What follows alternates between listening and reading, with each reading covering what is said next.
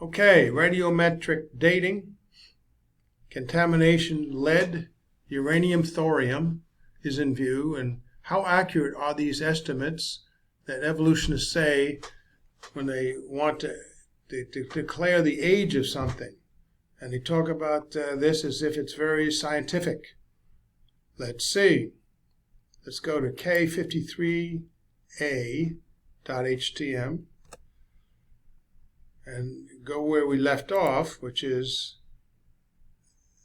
the words that such contamination of ordinary lead deposits by radiogenic lead is far from rare is indicated by the following. They're talking about ordinary lead, original lead. So you have a rock with lead and uranium in it, doesn't mean that the lead came from the uranium. There's such a thing as far greater as ordinary lead or original lead. True ordinary leads are probably derived from below the crust, and anomalous leads are derived in turn from these by variable radiogenic contamination in the crust. Thus, ordinary and anomalous leads form a series rather than two distinct groups, often intermingled. How much is one and how much is the other can make a big difference in the age estimates using radiometric dating. It is likely, furthermore, that no absolutely ordinary leads occur on Earth's surface, as all have probably received at least minute radiogenic contamination incoming from the mantle. Stanton and Russell, anomalous leads and the emplacement of lead sulfide ores. They said that. Now, Boyle recognizes the ratio of the lead isotopes in deriving their lead from such rocks is, therefore, neither a measure of the age of the deposits, nor the age of the sedimentary host rocks, but is rather a function of the complex geochemical processes through which the lead may have passed. So unless you were there, moment to moment to moment, the millions of years, thousands of hours, thousands of seconds, unless you were actually there and able, capable, instrument-wise and everything else to observe everything that happens with that area, that rock, whatever, then you just don't know. That's R.W. Boyle. Some geochemical considerations on lead isotope dating of lead deposits. In spite of the necessarily unknown amount of radiogenic contamination of all lead deposits, the false theory that common leads have been uniformly enriched by gradual accumulations of radiogenic lead during geologic time has been made the basis of probably the most important present geologic estimate of the total age of the Earth's crust, leading to a false figure on the order of 5 billion years. Harrison Brown claims, thus, solely on the basis of the isotopic composition of common leads, we can say that the age of the Earth probably lies somewhere between 3.1 and 5.6 billion years. That's a big spread in and of itself, as if it's, well, it could be 5.5 to 5.6. No, it's 3. Because they probably get so many different results all over the spectrum that they have to do averages and discard certain things that are so far out of whack with their theories. Not even their theories, their beliefs. Harrison Brown, The Age of the Solar System, Scientific American. This sort of calculation, though containing numerous unverifiable assumptions, what we've been talking about, has been widely accepted and circulated. It would seem, however, that it's quite possible for any lead deposit or any mineral containing lead, including the uranium minerals on which most age estimates have been based, to contain substantial, though unknown, amounts of antecedent radiogenic lead. This would necessarily make all such age estimates too high by an unknown amount. So you have a whole bunch of lead. You say, well, this 20 pounds of lead used to be uranium. Man, this rock is old. How about the lead was just there, didn't come from uranium? Instrumental errors in mass spectrometry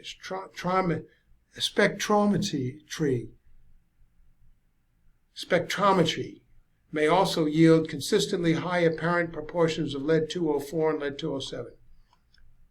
And finally, redistribution of elements by renewed hydrothermal activity may be a serious source of error in all lead methods. Are we there yet? So it's not an accurate thing. And yet, and everybody knows this, especially those working in the labs, because they have to eliminate the ages that are so far out of whack or don't fit their belief system. Other lead age methods are not accurate. Still, other methods have been used to some extent. For example, the thorium-lead-208 ratio.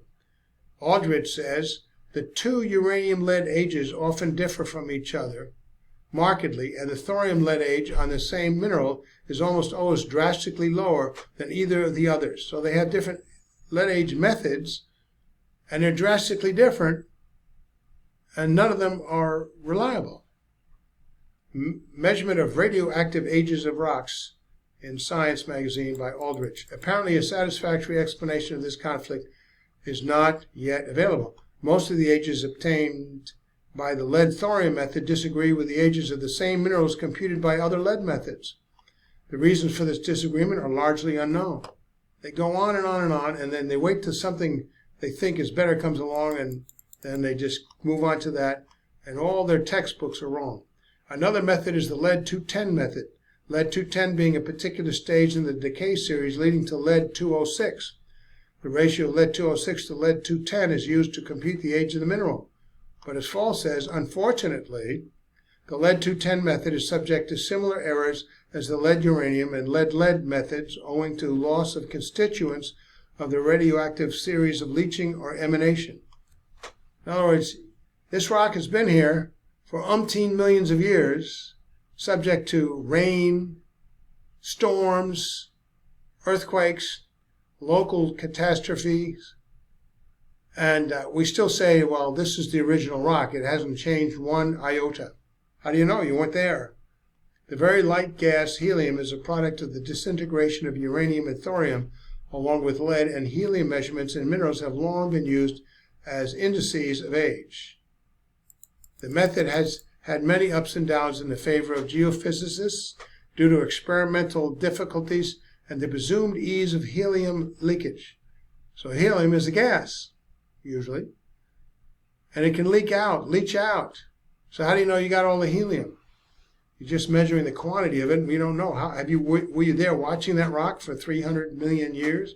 In a recent review of the present status of all the various radioactivity methods, Dr. Nuff concludes, because of such uncertainties about the helium age determinations, the method has again fallen into nearby complete disuse. So what about all those textbooks that verified its validity? Are you going to reprint? Conclusions on the accuracy of lead age methods. After listing all the various requirements for successful determination of an age by the lead method, Rankamar says, no radioactive minerals have been analyzed that satisfy all these requirements. Consequently, errors are liable to creep into the calculated lead ages. In particular, the alteration of radioactive minerals is the cause of errors in the age values. Even the freshest looking minerals usually have gained or lost small quantities of pertinent nuclides. They admit this. These are not creationists. These are evolutionists. So Rankimer also says, in view of the sources of error in the various uranium-thorium series methods, it is small wonder that most age measurements have been found hopelessly discrepant and have been rejected. Only a few minerals, which give agreement by more than one method, are now considered really reliable. And these are so few and so far between that at least some of these apparent agreements can be explained on the basis of pure chance. Wow. Environmentalism, evolutionism, therefore, is a science, no, a belief system based on looking around for things that by pure chance agree to their beliefs, rejecting everything else. Why do I say that? Because that's what they've been doing over the years.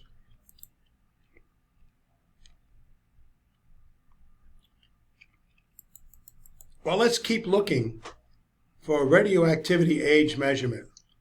See if we got something. Rubidium. In addition to all the difficulties encountered in these methods, they have been of limited usefulness because of the extreme rarity of uranium and thorium minerals, especially in foliferous rocks. Consequently, much attention has been given in the past decade to the development of methods involving the radioactive isotopes of the alkali metals, rubidium and potassium. These are much more common, and the potassium minerals especially are commonly found in sedimentary rocks. One of the main workers in the development of the rubidium-strontium method has been Dr. Otto Hahn. The main question about the method has been the lack of agreement concerning the disintegration rate of rubidium. Hahn says, "For this method, however, a knowledge of the transformation rate of rubidium into strontium is necessary. The final decision regarding the half-life has yet to be made." Otto Hahn, Radioactive Methods, Scientific Monthly. Notice these are evolutionists, scientists, and they get published. I had nothing to do with it. Aran, another leading worker in this field, gives a list of different determinations of the half-life of rubidium as made by various scientists, showing a variation all the way from 48 to 120 billion years. You think you get a little closer? A further limitation is the very small amount of strontium present and the fact that much of this may be non-radiogenic. Yes, it was original stuff.